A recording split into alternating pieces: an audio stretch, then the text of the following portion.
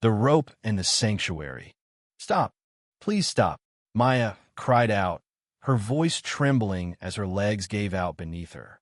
Her body lurched forward with every jolt of the golf cart, her small frame barely keeping up with the pace. Her wrists were bound by a thin, abrasive rope knotted tightly and connected to the rear of the HOA president's cart. And behind the wheel, poised, unbothered, and cruel, was Mrs. Charlene Whitmore, known to most of the neighborhood by another name whispered behind closed doors, the Iron Widow of Willow Creek. The offense? A handmade bird feeder, crafted by Maya's late grandfather and hung lovingly on the old maple tree in their front yard. Not pre-approved, not on file, not allowed. My feet hit the porch with a thud the moment I heard Maya scream. The screen door banged shut behind me as I raced toward the road barefoot, adrenaline drowning out the pain as gravel bit into my soles. My heart stopped at the sight. My 12-year-old daughter, who was born with spastic diplegia and wore leg braces to walk, was being dragged like a rag doll behind that humming cart. Her cheeks were soaked, her mouth opened in wordless cries. The sun hit her face just right, and I saw a raw terror in her eyes. "Charlene, stop the cart," I shouted, my throat hoarse with panic.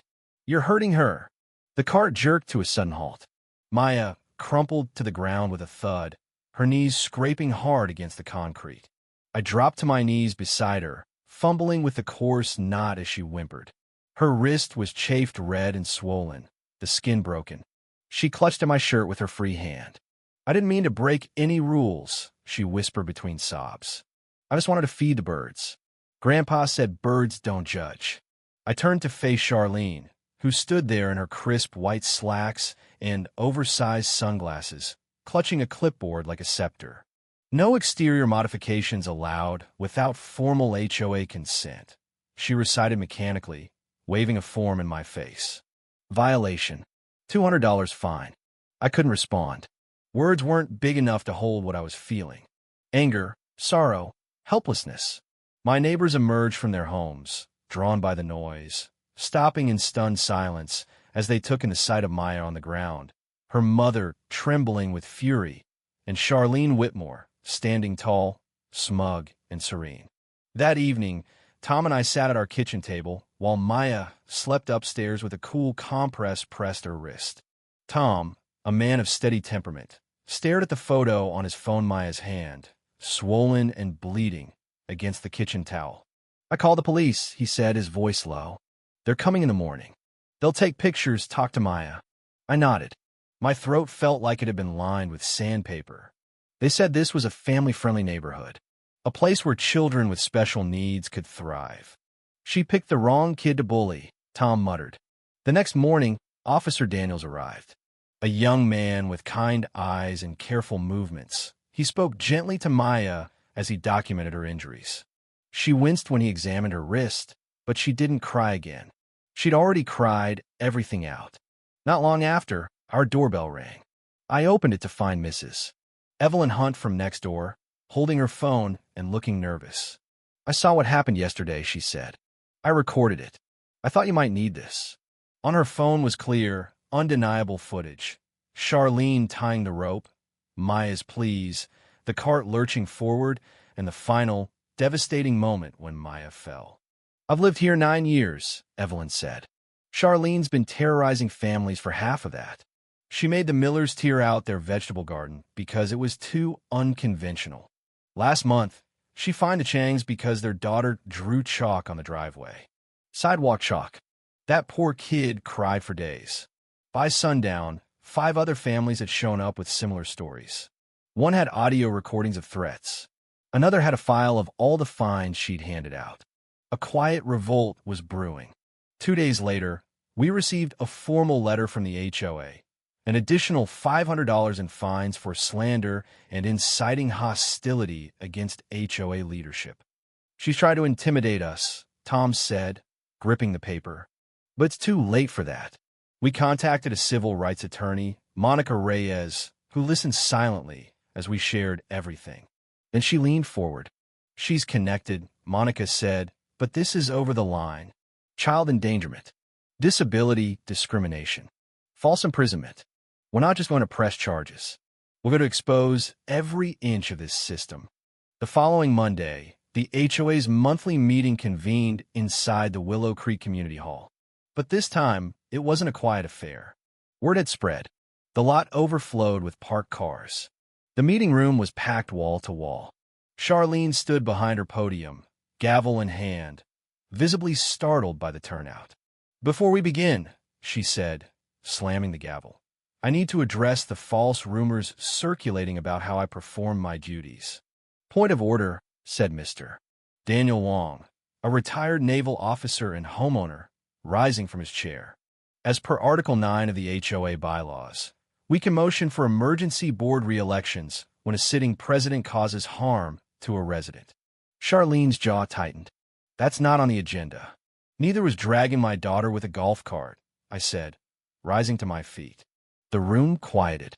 "My name is Rachel Monroe," I continued. "Last week, Mrs. Whitmore tied my 12-year-old daughter to a moving vehicle because of a bird feeder. Maya suffers from mobility disorder. She begged for it to stop. Instead, Charlene sped up. I held up my phone. Images of Maya's injuries lit up the projector behind me. Audible gasps rippled across the crowd. Tom stood beside me. "We have videos, witnesses, and now police reports." "I move to vote," said Evelyn Hunt, "to remove Mrs.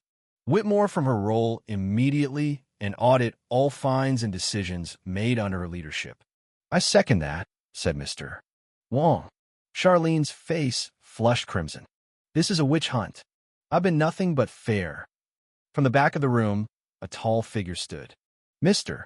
Calvin Ross, a retired federal judge who had recently moved into the neighborhood, cleared his throat.